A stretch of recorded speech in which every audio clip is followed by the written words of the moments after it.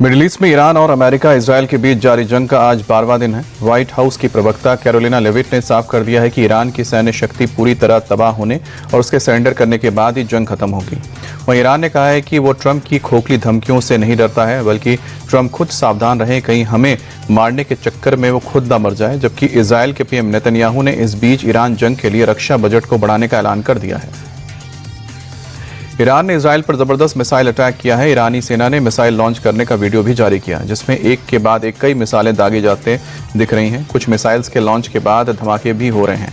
Iran ने Israel के किन इलाकों को टारगेट करके मिसाइल दागे अभी तक साफ नहीं हो पाया है।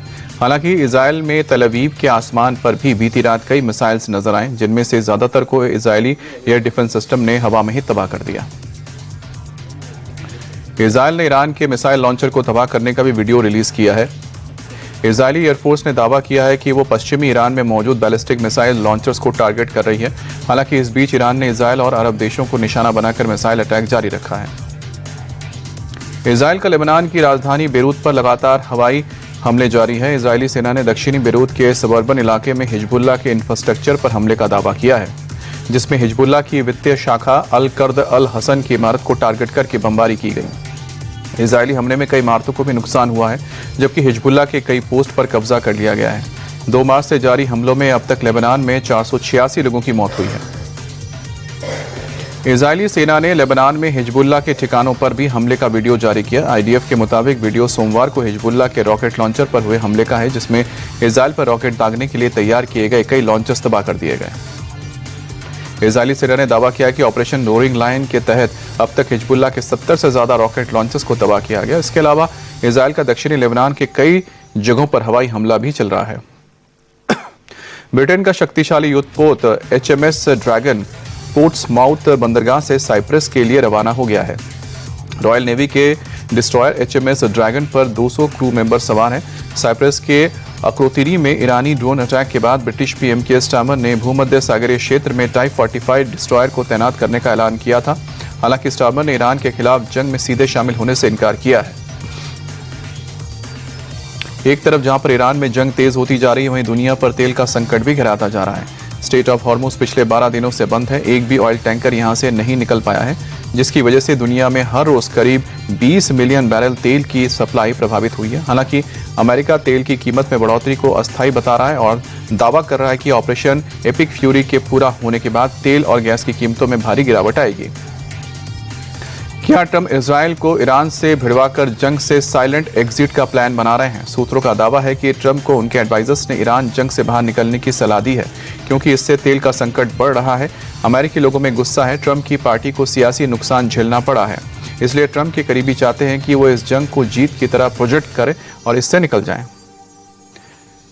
खाड़ी की जंग ने दुनिया भर में तेल संकट पैदा कर दिया है। इसे लेकर दुनिया की सबसे बड़ी तेल कंपनी अरामको ने बड़ा बयान दिया है। अरामको का कहना है कि अगर ये युद्ध ऐसे ही जारी रहा तो इससे कई देश तेल के लिए तरस जाएंगे। स्ट्रेट ऑफ हॉर्मुज के बंद रहने से बड़ा तेल संकट आ सकता है।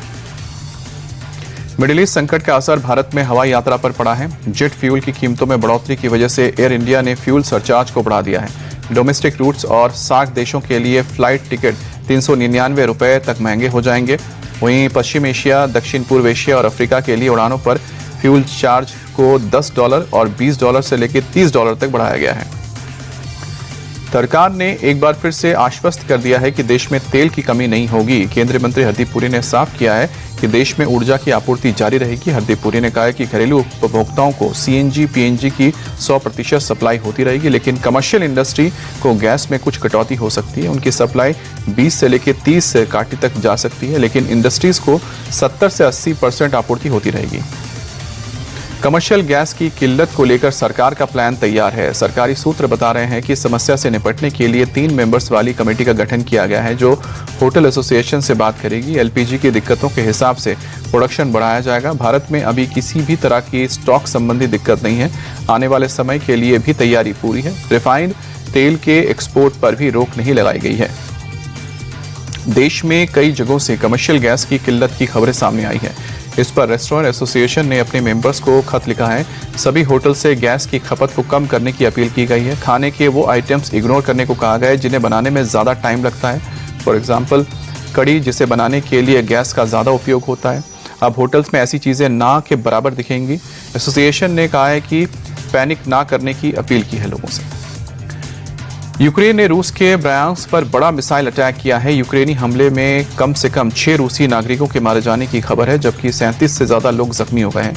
रूसी मीडिया के मुताबिक यूक्रेन ने एक माइक्रो इलेक्ट्रॉनिक प्लांट को टारगेट किया, जहां missile system, air defence system और ड्रोन जैसे सैन्य उपकरणों का उत्पादन किया जाता था। यूक्रेनी सेना के मुताबिक माइक्रो इलेक्ट्रॉनिक प्लांट पर हमले के लिए ब्रिटेन में बने स्टॉर्म शैडो क्रूज मिसाइल्स का इस्तेमाल किया गया है। रूसी सेना ने पूर्वी यूक्रेन में डोनबास क्षेत्र के स्लोवियांस्क पर बड़ा हवाई हमला किया। रूसी बमबारी में कम से कम 4 नागरिकों की मौत हो गई, जबकि एक 14 साल की बच्ची सहित 16 से ज्यादा लोग जख्मी हुए हैं। यूक्रेनी सेना के मुताबिक रूस ने सेंट्रल स्लोवियांस्क के रिहायशी इलाकों को टारगेट करके ड्रोन से 3 गाइड बॉम्ब दागे थे, जिससे कई इमारतों को भारी नुकसान पहुंचा है। सड़कों पर कई गाड़ियों को भी आग लग गई। प्रधानमंत्री नरेंद्र मोदी आज केरल और तमिलनाडु के दौरे पर रहेंगे। पीएम मोदी केरल के कोच्चि में एनडीए के चुनाव सम्मेलन का उद्घाटन करेंगे। वहीं दोपहर लगभग 1:30 बजे एर्नाकुलम में 10,800 करोड़ रुपए की कई विकास परियोजनाओं का लोकार्पण और शिलान्यास करेंगे। इसके बाद एक जनसभा को संबोधित करेंगे। केरल के कार्यक्रम के बाद प्रधानमंत्री तमिलनाडु के तिरुचिरापल्ली पहुंचेंगे, जहां पर करीब 5,650 करोड़ की परियोजनाओं का उद्घाटन और शिलान्यास करेंगे। यहां पर भी पीएम मोदी जनसभा को संबोधित करेंगे। लोकसभा में स्पीकर ओम बिरला के खिलाफ अविश्वास प्रस्ताव पर आज भी चर्चा होगी। केंद्रीय गृह मंत्री अमित शाह आज लोकसभा में चर्चा पर जवाब देंगे। दरअसल लोकसभा में मंगलवार को विपक्ष ने स्पीकर ओम बिरला को पद से हटाने के लिए अविश्वास प्रस्ताव लाया। 50 से ज्यादा सांसदों ने प्रस्ताव के पक्ष में वोट किया। इसके बाद पीठासीन ने प्रस्ताव पेश करने की परमिशन दे दी। प्रस्ताव पर चर्चा के लिए 10 घंटे का वक्त तय हुआ है। मंगलवार को करीब 7 घंटे चर्चा हुई है। मोदी कैबिनेट की बैठक में 6 बड़े फैसलों को मंजूरी मिली है। जल जीवन मिशन 2.0 पर सरकार ने मुहर लगा दी है। जल जीवन मिशन को दिसंबर 2028 तक बढ़ाने का फैसला लिया गया है। इसी तरह 12 करोड़ 60 लाख ग्रामीण घरों को नल कनेक्शन देने का लक्ष्य रखा गया है। चुनाव से पहले तमिलनाडु को भी बड़ा तोहफा मिला है। मदुरई एयरपोर्ट को इंटरनेशनल बनाने का फैसला लिया गया है। मदुरई से अब दुबई, अबू धाबी के लिए उड़ानें शुरू होंगी। मिडिल ईस्ट में चल रही जंग पर प्रधानमंत्री मोदी की पूरी नजर है। प्रधानमंत्री की पूरी कोशिश है कि इस जंग में भारत प्रभावित ना हो। कैबिनेट मीटिंग में प्रधानमंत्री ने मंत्रियों को इस बात का निर्देश दिया कि जंग का असर देश के आम आदमी पर ना पड़े। इसके लिए प्रधानमंत्री ने सरकार के सभी मंत्रालयों से मिलकर काम करने के लिए कहा है। प्रधानमंत्री ने कहा है कि हमें हर संभावित चुनौतियों से निपटने के लिए पहले से ही तैयारी रखनी चाहिए। पश्चिम बंगाल की सीएम ममता बनर्जी ने एसआईआर को लेकर जारी धरना मंगलवार को खत्म कर दिया। वो पिछले 5 दिन से कोलकाता के धर्मतला में धरने पर बैठी थी।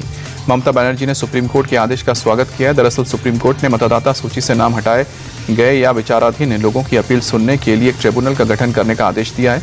वहीं ममता बनर्जी ने कहा है कि ये धरना टेम्पररी सस्पेंड किया जा रहा है। ममता ने विरोध जताने के लिए मंच पर एसआईआर और गायब जैसे शब्द पेंट किए। हरियाणा के नू में मेघालय पुलिस की रेड के दौरान हंगामा हो गया। मेघालय में एटीएम काटने के आरोपी को पुलिस ने कब्जे से छुड़ाने के लिए लोगों ने पुलिस का रास्ता रोक लिया। भीड़ को नियंत्रित करने के लिए पुलिस ने फायरिंग कर दी। फायरिंग के दौरान एक वेल्डर के पैर में गोली लग गई, जिसका इलाज किया जा रहा है। गोली लगने के बाद इलाके में तनाव का माहौल बन गया। हालांकि स्थानीय पुलिस ने मौके पर पहुंचकर हालात को काबू में कर लिया। पुलिस मामले की अब जांच कर रही है। बिहार में यूजीसी रेगुलेशन 2026 लागू करने को लेकर पटना यूनिवर्सिटी में छात्रों ने मशाल रैली निकाली। प्रोटेस्ट में छात्रों के साथ आम लोग भी शामिल हुए। रैली के दौरान छात्रों ने बिहार में SC, ST और OBC के लिए 65% आरक्षण की मांग की है। प्रदर्शन कर रहे छात्रों ने मांगे नहीं माने जाने पर बिहार में 18 मार्च को महाआंदोलन करने का ऐलान किया है। सुप्रीम कोर्ट ने यूजीसी रेगुलेशन पर रोक लगाई है। मुंबई के मानखुर्द इलाके में मामूली विवाद में एक दुकानदार की हत्या कर दी गई। पुलिस के मुताबिक मंडाला के पास एक शख्स की फालूदा वाले से किसी बात पर कहासुनी हो गई और विवाद बढ़ने पर उसने फालूदा वाले को चाकू मारकर बुरी तरह से जख्मी कर दिया, जिसके इलाज के दौरान अस्पताल में मौत हो गई। चाकूबाजी की ये पूरी वारदात सीसीटीवी में कैद हुई है। पुलिस सीसीटीवी फुटेज के आधार पर आरोपी की शिनाख्त और तलाश में जुटी है।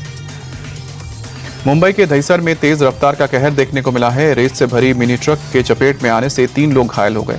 बताया जा रहा है कि अनियंत्रित होकर ट्रक ने सड़क पर चल रहे लोगों को टक्कर मार दी। हादसे में घायल एक महिला की हालत बेहद नाजुक बताई जा रही है, जिसे आईसीयू में भर्ती कराया गया है। घटना की जानकारी मिलते ही मौके पर पहुंची पुलिस की टीम हादसे की जांच में जुट गई है।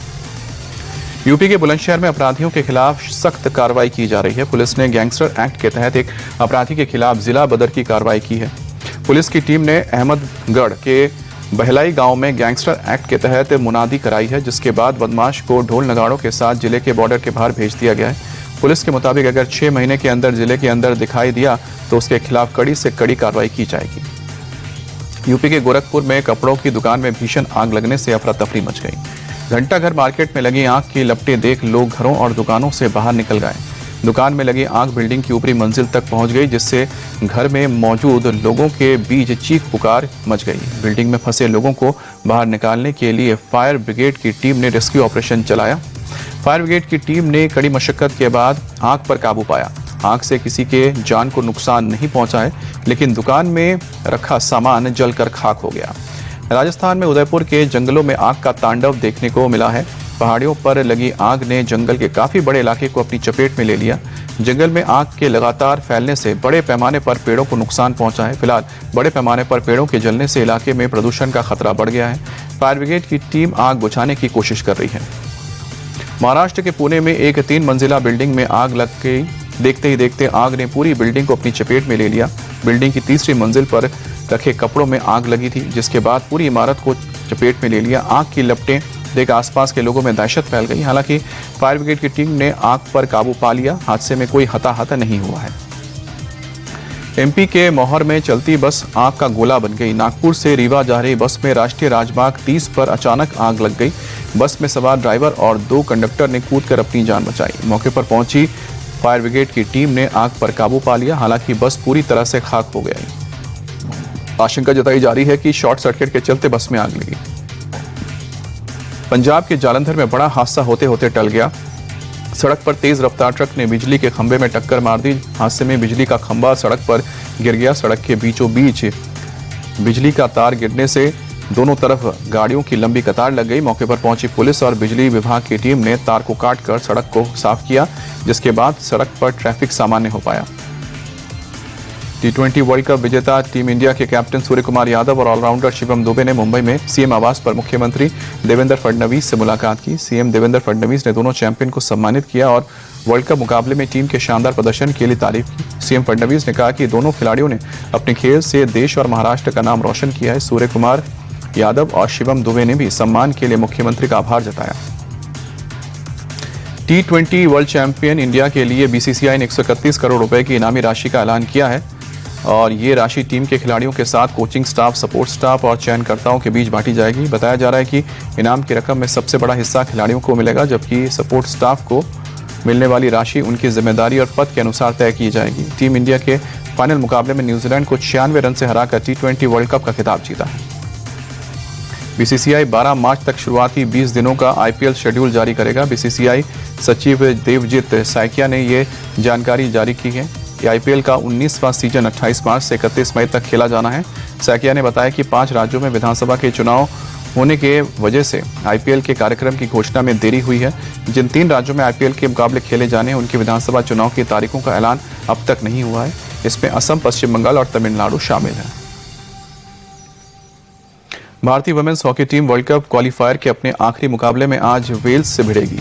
सेमीफाइनल में जगह पक्की करने के लिए भारत के लिए यह मुकाबला अहम है। सेमीफाइनल के लिए वेल्स के खिलाफ जीत या ड्रॉ जरूरी है। फिलहाल टीम इंडिया के 4 पॉइंट हैं और वो और अपने ग्रुप में सबसे ज्यादा गोल करने के कारण पॉइंट टेबल पर टॉप पर है। वेल्स के खिलाफ भारत का पलड़ा भारी है।